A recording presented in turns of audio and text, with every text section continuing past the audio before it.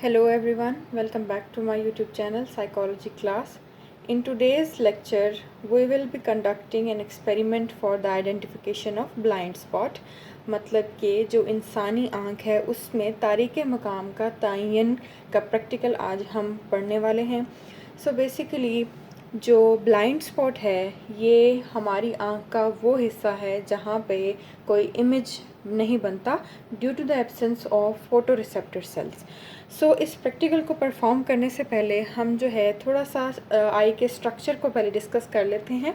You can see on the screen एक मैंने आई की जो है रफ सी इमेज ड्रा की है.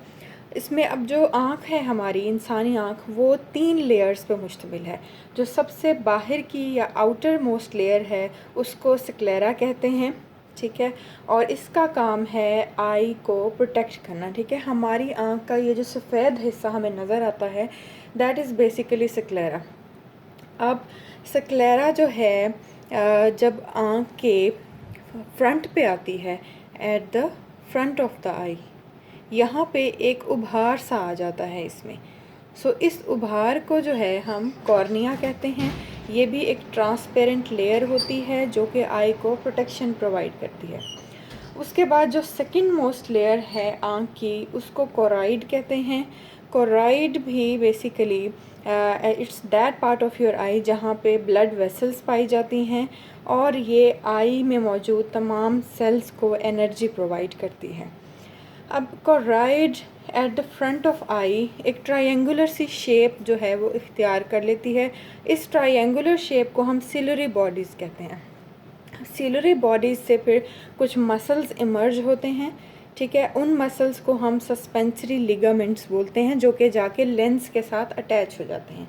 अब ये सिलरी बॉडीज़ और सस्पेंसरी लिगामेंट्स जो हैं ये हमारे लेंस की मूवमेंट को कंट्रोल करते हैं, ठीक है. Then the inner most layer which is highly sensitive, इसको रेटिना कहा जाता है जहाँ पे फोटो रिसेप्टर सेल्स यानी कि रॉड्स एंड कॉन्स पाए जाते हैं.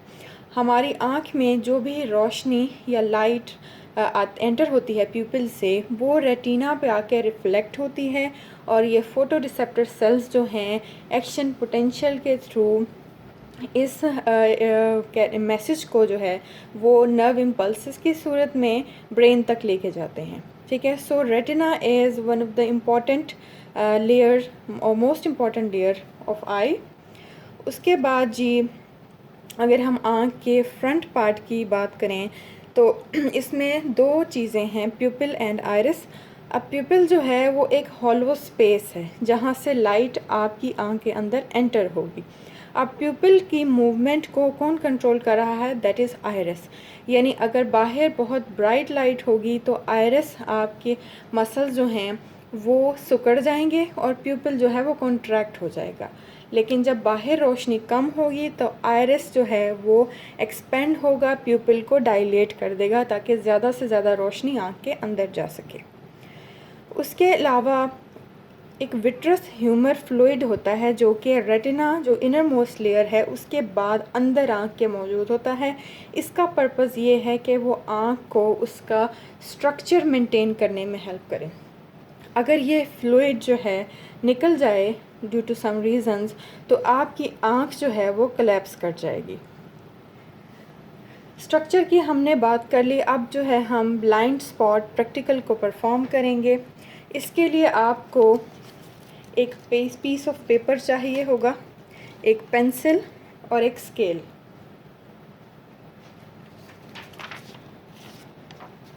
कुछ इस तरह से हम जो है 2 लाइंस को ड्रॉ करेंगे, हॉरिजॉन्टल लाइंस को, और उनकी लेंथ 10 सेंटीमीटर भी आप रख सकते हैं, 25 सेंटीमीटर तक भी रख सकते हैं. But both lines should be of same length.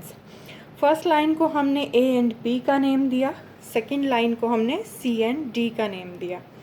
अब एक पॉइंट हमने यहाँ पे 1.5 सेंटीमीटर का एक रेडियस सर्कल ड्रा कर दिया जिसको जी नेम दिया. अब कुछ हमें जो है स्टिक्स चाहिए या फिर कुछ इस तरह से दिखने वाला एक ब्लैक डॉट चाहिए एक स्टिक पे.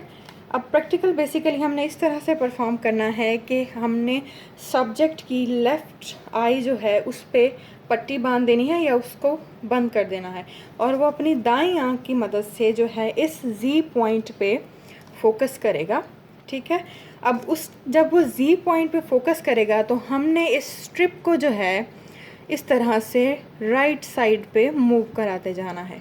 ठीक है, सब्जेक्ट का फोकस राइट आई से पॉइंट जी पे होगा, हमने इस स्ट्रिप को राइट साइड पे मूव कराते जाना है। जहाँ पे सब्जेक्ट रिपोर्ट करेगा कि अब वो जो है इस ब्लैक डॉट को नहीं देख सकता, उसकी आंख के लिए विजिबल नहीं है, हमने वहाँ पे स्टॉप कर देना है और कुछ इस तरह से एक डॉट लगा देना है। उसके बाद हम इसको मज़ीद आगे की तरफ मूव करेंगे और देखेंगे कि कहाँ पे अब ये स्पॉट जो है विजिबल हो गया है फॉर द सब्जेक्ट। यहाँ पे अगर सब्जेक्ट के लिए ये डॉट दोबारा से अगर विजिबल हो गया है, रीअपेयर हो रहा है, तो हमने यहाँ भी दोबारा से एक डॉट लगा देना है। अब नेक्स्ट स्टेप में हम दूसरी लाइन हमने ड्रॉ की जिसको सेकेंडरी लाइन का नेम दिया, वहाँ पे हमने ये स्ट्रिप मूव करानी है, but the subject's focus of right eye should be on point G. Subject को अभी भी जी पॉइंट पे ही देखना है और हम इस स्ट्रिप को अगेन राइट साइड पे मूव कराते जाएंगे जहाँ तक सब्जेक्ट के लिए वो विजिबल ना हो, वहाँ पे हम स्टॉप कर देंगे और अगेन एक सर्कल या डॉट लगा देंगे। देन दोबारा उसको आगे फॉरवर्ड मूव करेंगे जहाँ पे सब्जेक्ट रिपोर्ट करेगा कि इट्स विजिबल फॉर हिम, तो वहाँ पे एक और डॉट लगा दिया। ठीक है, ये स्टेप जो है 2 पार्ट हमारे प्रैक्टिकल के कंप्लीट हो गए। उसके बाद जी जो लाइन ए एंड बी है and line C and D, उसके वो वाले पार्ट या वो जहाँ हमने डॉट्स लगाए हैं, वो एरिया जहाँ पे सब्जेक्ट के लिए वो स्ट्रिप विजिबल नहीं थी और दोबारा रीअपेयर हुई, उसके दरमियान एक हमने वर्टिकल लाइन ड्रॉ करनी है और फिर अगेन उस स्ट्रिप को हमने डाउनवर्ड से अपवर्ड की तरफ लेके जाना है, but the subject's focus must be on point G point पे ही फोकस करेगा हमारा सब्जेक्ट और आपको इस तरह से ये अपवर्ड डायरेक्शन में स्ट्रिप को मूव कराना है।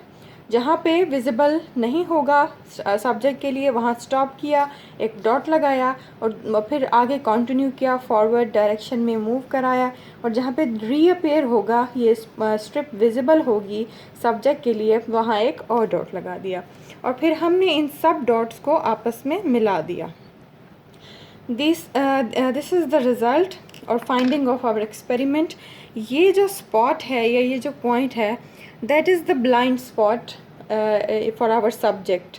ठीक है, यानी कि सब्जेक्ट को इस पूरे पेज पे सब कुछ नज़र आ रहा था एक्सेप्ट दिस एरिया और दिस पार्ट जो कि उसके लिए विजिबल नहीं था। That is the blind spot for our subject.